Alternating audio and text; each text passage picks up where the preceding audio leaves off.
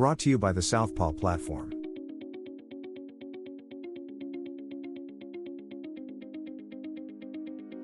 America's healthcare system did not fail overnight. It evolved through a century of compromises, half measures, corporate influence, and political fear. The story begins in the early 1900s when nations across Europe started drifting toward public insurance and worker protections while the United States remained tied to employer-based benefits. Presidents came and went. Proposals were drafted and buried. Visionaries tried to spark momentum while lobbyists crushed every ember before it could ignite. America chose fragmentation instead of universality, complexity instead of clarity, profit instead of people. By the mid-1950s, employer health benefits had hardened into the backbone of the system. Insurance companies realized they could charge more, hospitals realized they could bill more, pharmaceutical companies realized they could price more. There was no unified negotiating force and no national cost controls. No single structure was built for everyone. This is where the divergence truly began. Other nations faced the same post-war pressures, but they evolved toward solidarity while the United States evolved toward spreadsheets, premiums, and deductibles. Then came 1965. Medicare and Medicaid arrived, two of the greatest social programs in American history, born from the idea that the elderly and the poor deserve healthcare guaranteed. They worked, they saved lives, they proved universal systems were possible. But instead of expanding that success to all Americans, the country froze it in place. One group got coverage, another group got partial coverage, and everyone else was thrown into a private market built on exclusions, fine print, and denial of care. Piece by piece, the United States constructed a system where access depended on employment, luck, and the ability to outspend your own illness. Decade after decade, costs climbed. Pharmaceutical prices became unregulated experiments in corporate appetite. Hospitals consolidated into mega systems capable of charging whatever the market would tolerate, and administrative waste exploded into billions spent on billing codes, insurance forms, pre-authorizations, and appeals. And while America paid more, Americans lived less. Life expectancy fell behind every peer nation. Preventable deaths rose higher, chronic disease outcomes slipped lower, and medical bankruptcy became a uniquely American ritual. The wealthiest nation on earth built the most expensive system in the world and received some of the weakest results in return. Meanwhile, the rest of the world took a different path. Germany expanded its sickness funds until the entire population was covered. The United Kingdom launched the National Health Service and declared healthcare free at the point of use, and Canada embraced a single-payer model that removed financial barriers entirely. France built a hybrid that blended public protection with private flexibility. Japan introduced a national fee schedule that kept prices low and access high. The Netherlands and Switzerland built tightly regulated private systems that guaranteed universal coverage and community-rated pricing, while Nordic countries like Norway and Sweden used tax-funded models to guarantee equity, affordability, and lifetime security for every resident. Each country had challenges and made adjustments, but the common result was undeniable. Universal healthcare works.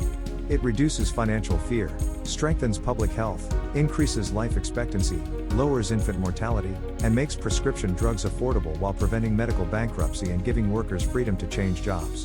And it does all of this while spending less per person than the United States. America already spends more government money per capita than almost every universal system on Earth, only behind nations like Norway and the Netherlands, yet millions remain uninsured, underinsured, or crushed by medical debt. It is not the spending that fails. It is the structure. Money scattered through private insurers cannot perform the same function as money channeled through a unified system. Fragmentation breeds inefficiency, middlemen consume resources, and every layer of paperwork becomes a toll booth that slows care and inflates cost. The data is clear, the examples are global, and the excuses are exhausted. If America wants to join the modern world, it must change course. That brings us to our system, built not on fantasy but on global evidence and real-world success. The one that combines the strongest elements of every nation into a single unified framework and refuses to repeat the mistakes of the past. This is Americare. A system built from the strongest policies across the globe, shaped by evidence instead of ideology, designed for the future instead of the past, and built to give every American the dignity of guaranteed care. This is where the story turns from decline to design. Americare begins by solving the central flaw that has haunted the United States for a century. Coverage must be universal and unconditional.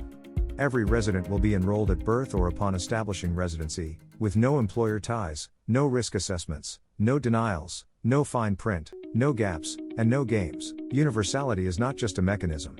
It is a principle and an acknowledgement that health is not a luxury item. It is the foundation of human stability, economic mobility, and national strength, and a system that excludes even one person is a system designed to fail. Funding will follow the global evidence.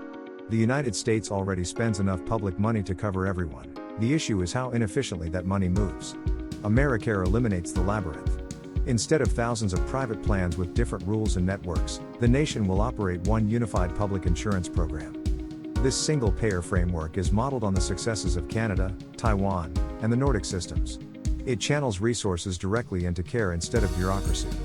Hospitals and clinics will submit claims to a single entity, providers will follow a single set of rules, and patients will carry a single digital card while billions currently lost to administrative waste are reclaimed for frontline care. The Americare benefits package will be comprehensive, not hollow. Americare will cover hospital care, primary care, emergency care, specialty care, maternity care, mental health care, substance abuse treatment, long-term care, prescription drugs, home health services, rehabilitation, dental, vision, hearing, and preventive screenings. If a service is medically necessary, it is covered. And here is the core promise. For households earning under $1 million a year, all covered services and essential medications under Americare will be free at the point of use. No co-pays, no deductibles, no surprise bills. For those earning over $1 million a year, modest income-based contributions will exist, but they will be capped and symbolic, never enough to threaten financial stability. That means doctors' visits are free for almost everyone. Hospital stays are free for almost everyone. Surgeries, scans, and life-saving treatments are free for almost everyone. The wealthiest Americans will help fund the system through small, predictable payments, while the vast majority of the country experiences healthcare as a right instead of a bill. Primary care will be the backbone of Americare. The system will invest heavily in expanding the primary care workforce, increasing residency slots, forgiving debt for those who enter family medicine, pediatrics, geriatrics, and internal medicine, and funding community-based health teams inspired by Costa Rica's proactive neighborhood model. Every American will have an assigned primary care provider or care team that knows them. Annual physicals, preventive screenings, chronic disease management, and home visits in vulnerable communities will become national standards.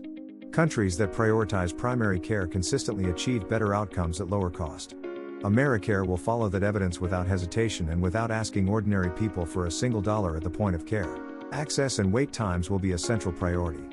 The United States has the money, the workforce, and the technology to avoid the bottlenecks that trouble other systems.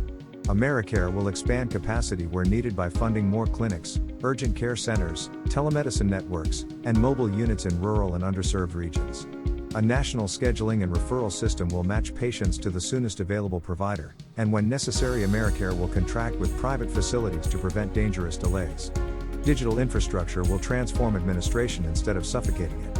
Inspired by Taiwan's smart card system and Estonia's national health records, Americare will adopt a unified digital health ID that stores essential medical information and eligibility. Providers will access records instantly with patient permission, claims will be standardized, fraud will be reduced, and paperwork will evaporate into a streamlined, interoperable backbone. Prescription drug costs will undergo one of the most dramatic shifts. Americare will negotiate as a single national buyer for essential medications, using the purchasing power of more than 300 million people to secure fair prices.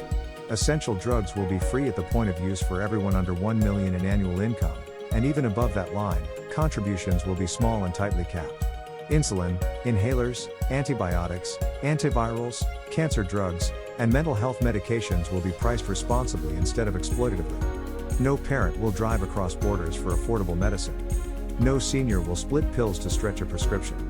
No household under $1 million a year will ever see a pharmacy receipt that decides whether they eat. Mental health care will finally stand at equal status with physical care. Americare will expand the mental health workforce, integrate behavioral health into primary care settings, and ensure coverage includes therapy, counseling, medication management, substance abuse treatment, crisis intervention, and long-term support. All of it will be free at the point of use for the vast majority of Americans, because healing the mind is not optional. It is essential. Long-term care will be woven directly into the system instead of being treated as an afterthought. Americare will establish a national standard that supports home-based care, assisted living, nursing facilities, and respite services for caregivers.